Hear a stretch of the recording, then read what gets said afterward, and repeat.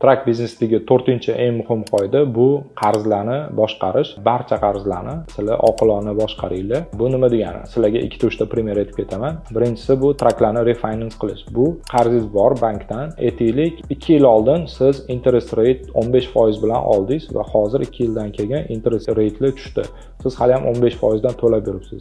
Boshqa banklarga offer bilan chiqib, bu interest rate'ni tushirsangiz bo'ladi. Shuni hisobiga siz qarzlaringizni bir necha 10 ming dollarga kamaytirishingiz mumkin. Ikkinchi yana qiladigan narsangiz, yil davomida bilsanglar, trackda physical damage depreciation bor. Ya'ni physical damage ga to'layotgan pulinglarni, aytaylik, trackinglar 100 ming dollar turadi. Bir yil davomida 20 ming dollarga arzonlashdi. Chunki to'lov qilib boryapsizlar oydan oyga. Demak, sizlar yil o'rtasida trackga 90 ming dollarga tushirsangiz bo'ladi. Physical damage depreciation yo'li orqali insurance bilan gaplashib. Bunda ham sizlar bir necha ming dollar saving qilsangiz bo'ladi. Oddiy narsalar, lekin sizlarga bir qancha ming dollar savings olib kelyapti. Shunaqa qilib qarzlaringizni barchasini oqilona boshqarsangiz bo'ladi. Va yana qisqa aytib ketadigan narsam, xarajatlaringizni kredit kartalarga o'tkazinglar. Ya'ni kredit kartada hammasida cashback bor. 1% dan 3% gacha pulinglarni qaytarib olsangiz bo'ladi. Bitta o'rtacha biznes, 10 ta traki bor biznes, aytaylik 200 ming dollarga yaqin oyiga xarajat qiladi. Bu degani,